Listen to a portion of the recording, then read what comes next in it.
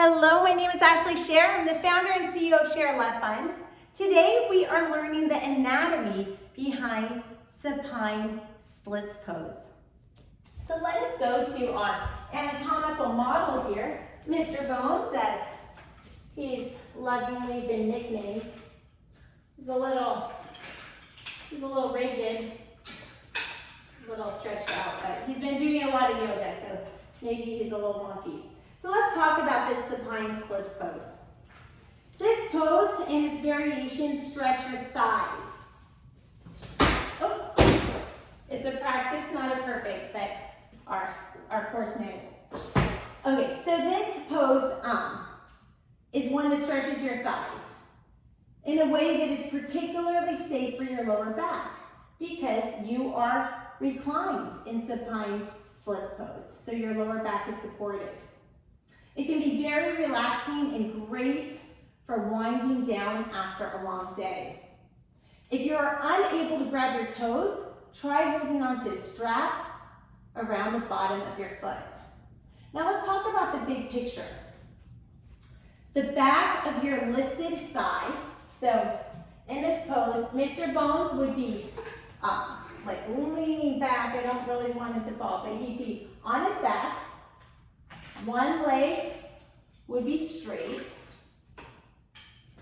and the other leg, he would be holding as much as he could. So if I had the flexibility, this front leg would be, my arm would be at my ear, my front leg would be up, or imagine I was laying on my back, one leg straight, the other leg like this. But when I do this extended hand to foot, my lower back is not supported. So by doing it supine on a mat, you really get the benefit of that lumbar support and lower back support.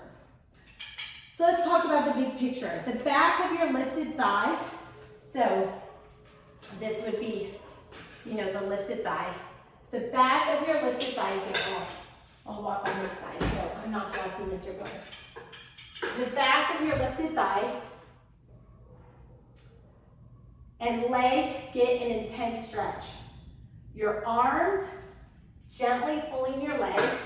So I mean like the back of my thigh and my arms gently pulling my leg. Also get a stretch. You should try to relax any muscles that are not necessary for this action, like your jaw, your neck, your shoulders. Now let's talk about alignment. Your spine is neutral. And your lower back might be slightly flexed depending on how far you can go in this pose. Pull your toe until you feel a deep and comfortable stretch on your hamstring. So when you are pulling your toe, you'll feel a hamstring stretch under your legs.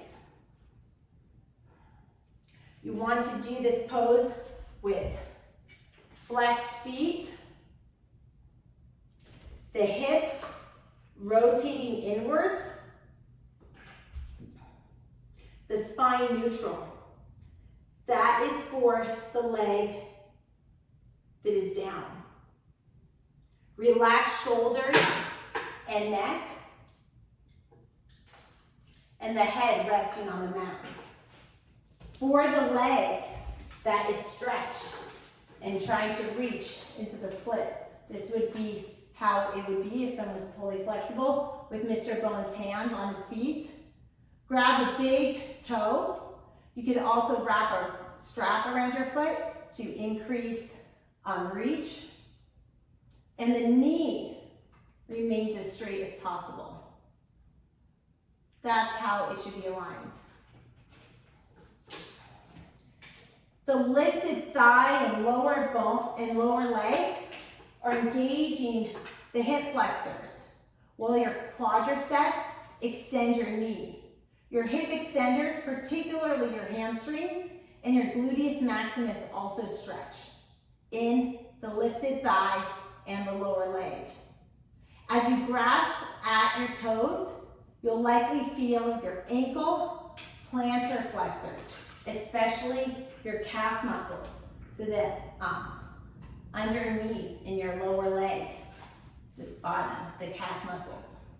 And the plantar is the muscle from your heel to the ball of your foot. In the lower thigh, you will feel this as an inversion pose. So the leg that's just straight. So in this pose, imagine, what is this leg doing? This leg that's not stretching. What is that leg doing? So the lower one. For this leg that's not doing anything, it's an inversion.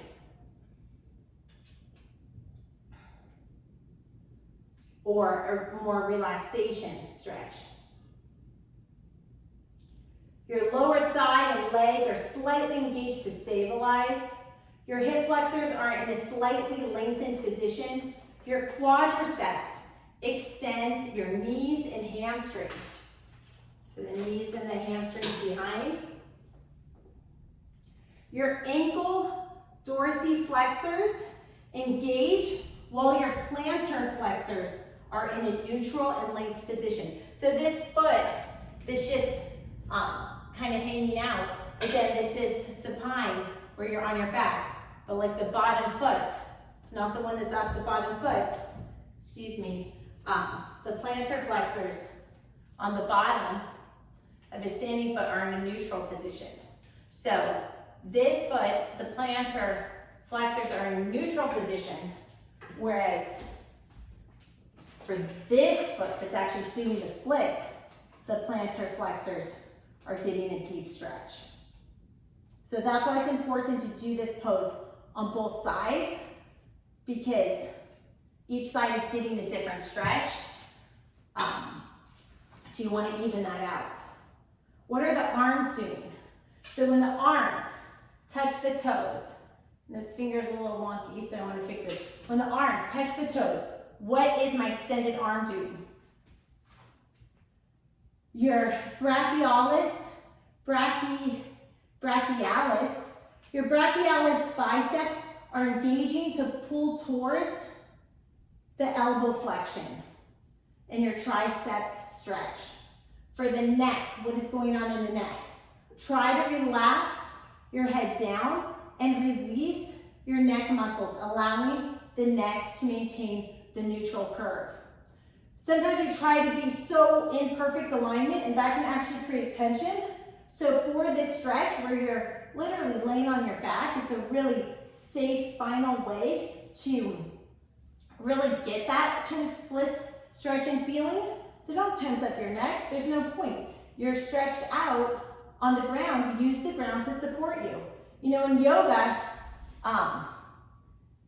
the idea is to welcome nurturing things and then exhale and try to eliminate destructive things. So if the ground is there to support you, embrace that and then focus on a deeper